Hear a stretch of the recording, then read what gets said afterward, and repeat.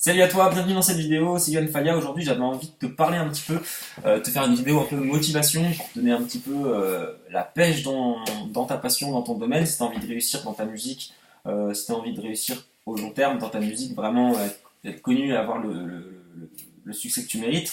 Je pense que il y a certaines choses qu'il faut savoir, sachant que bon, je suis producteur, je vois beaucoup d'artistes passer au studio, je vois beaucoup de jeunes qui arrivent et qui me disent voilà c'est mon premier son, je veux percer avec ce son-là. C'est bien d'avoir de l'ambition, hein. Mais il faut comprendre que on ne peut pas bien faire quelque chose que l'on ne sait pas faire. Donc, qu'on n'a pas appris à faire du moins. Donc, c'est la pratique régulière qui va vous donner en fait votre flow, votre style, vraiment votre truc à vous en fait.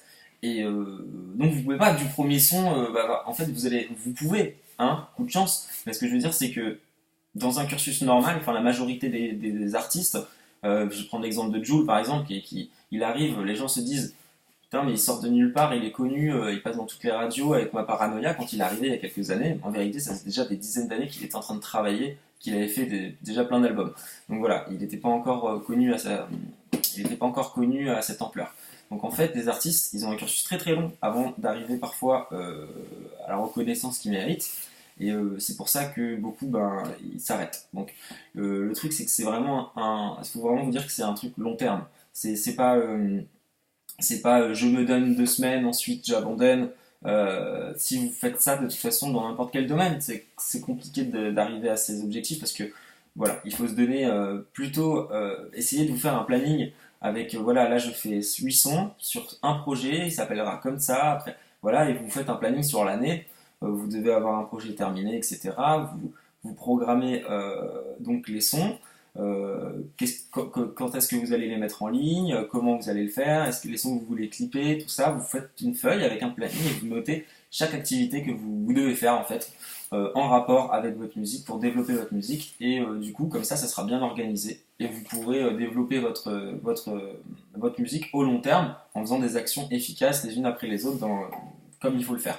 Alors qu'en vérité si vous vous donnez 2 semaines par exemple, je sais pas, vous allez en studio, vous faites 2 sons et puis vous les postez comme ça. En vérité, c'est bien parce que vous allez ramener du monde, vous allez avoir des gens. Mais pourquoi, dans une société où en fait, en ce moment, on est en surconsommation de musique depuis quelques années, c'est-à-dire qu'on passe d'un son à l'autre, un artiste à un autre, et en fait, on n'est plus dans l'obsession sur un artiste, à écouter son album en boucle, en fait, parce qu'il y a tellement de choses qui sortent, tellement de choses de nouveau, que on se doit de rester actif en fait. On peut pas laisser une vidéo, poster un son et puis poster une autre musique 6 mois après, pensant que tous ceux qui regardaient la première vidéo continueront à vous suivre pour regarder la suivante. C'est plus comme ça parce que maintenant on est en surconsommation de tout et tout de suite. C'est pour ça qu'il faut avoir de l'actualité et balancer tout le temps, tout le temps. Ça c'est un point qui est super important, mais et si vous ne le suivez pas, c'est vrai que ça va ralentir la croissance énormément. Parce que les gens qui commenceraient à vous suivre ou qui seraient susceptibles de vous suivre pendant très longtemps, eux, ils attendent du contenu régulier. Donc en fait, ces gens-là, en fait, à voir qu'il n'y a pas de contenu, ils vont plus ou moins oublier un peu votre chaîne YouTube, oublier un peu votre musique, ce que vous faites, et puis voilà, peut-être qu'ils y reviendront par hasard, mais c'est dommage quand vous tenez quelqu'un de le lâcher en fait. Donc ce que vous faites, c'est que vous mettez beaucoup de musique à la suite, etc. Ça peut vous aider. Il faut pas démotiver, forcément. Il y a des hauts, il y a des bas. Dans un cursus musical, dans une carrière musicale, vous commencez peut-être, vous êtes peut-être débutant, donc vous vous dites, vous vous posez peut-être plein de questions, plein d'incertitudes, etc.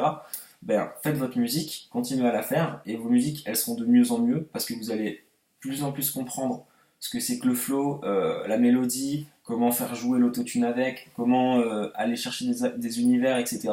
Ça, vous allez le découvrir à la force de travailler, de faire vos musiques. Et plus vous allez en faire, plus vous allez travailler vos musiques. Et plus vous allez en fait vous améliorer et rejoindre la perfection. En fait, vous rapprocher de la perfection. La perfection, elle n'existe pas, surtout en musique, mais vous allez vous y rapprocher euh, plus vous travaillez d'année en année, quoi. Je vous donne un exemple. Si j'écoute mes sons d'il y a par exemple 10 ans et que j'écoute un son que j'ai fait par exemple il y a 2 ans, et ben là je vais tout de suite entendre l'évolution et la différence. Limite, je vais pas supporter de m'entendre il y a 10 ans parce que c'est tellement loin de mon niveau actuel que je pourrais pas l'écouter en prenant du plaisir, quoi. À part en me disant oulala, c'était pas terrible. Voilà. Alors, du coup, ça vous montre l'évolution et en fait que le temps en fait, il n'y a pas de raccourci, quoi. Il faut travailler et ça prend du temps. Et puis, si c'est votre passion, en fait, l'avantage, c'est que si vous aimez vraiment ça, le simple fait de faire de la musique, en fait, ça va vous satisfaire. Et ce qui fait que vous allez pouvoir faire des musiques, des musiques, des musiques, des musiques. Et je peux vous dire que 10 ans après, vous n'allez pas ressentir ça comme un travail, mais vous aurez beaucoup travaillé et vous aurez un certain niveau déjà. L'astuce, c'est simplement d'être passionné déjà parce que, en fait, travailler autant pour quelque chose qu'on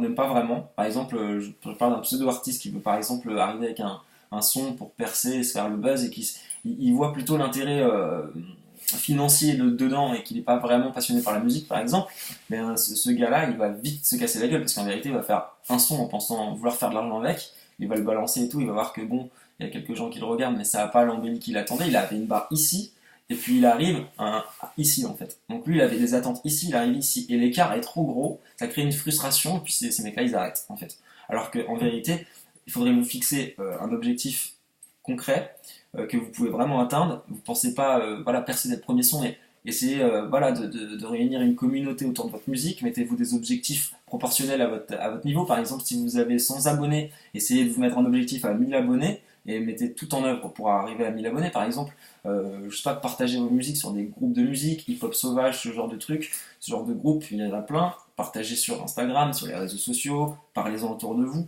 Parce que souvent, quand on débute, qu'on vient de faire une musique, on l'a fait écouter un petit peu, mais pas trop, parce qu'on ne sait pas trop vraiment notre niveau et ce que les gens en pensent.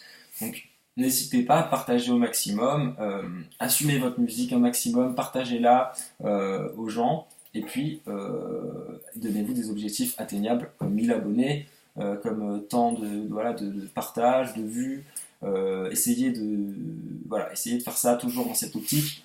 Et puis voilà, tout ça, c'est déjà des astuces qui pourront vous aider, je pense, à tenir en fait dans votre passion, parce que en fait, au bout d'un moment, quand on perd motivation et qu'on a envie d'arrêter, c'est très compliqué. 8 mois après, 1 an, 2 ans après, de reprendre en fait. C'est compliqué parce que on perd en fait, on perd en pratique. Et ça, c'est comme le vélo, ça s'oublie pas, mais par contre, les cordes vocales, c'est un muscle. Donc si vous arrêtez de le travailler, vous allez plus atteindre les mêmes notes, vous allez plus avoir les mêmes performances vocales. Et après, il va falloir beaucoup travailler pour retourner à là où vous êtes, juste à là où vous étiez déjà.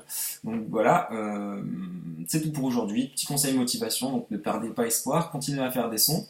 Ce ne sera pas le premier, ni le deuxième, ni le troisième qui marchera, mais continuez à faire des sons, trouvez votre flow, améliorez-vous de son en son, essayez d'innover, de copier le moins possible, aller chercher des univers propres à vous-même, et puis avec ces conseils-là, j'espère que ça vous aidera pour réussir dans votre passion.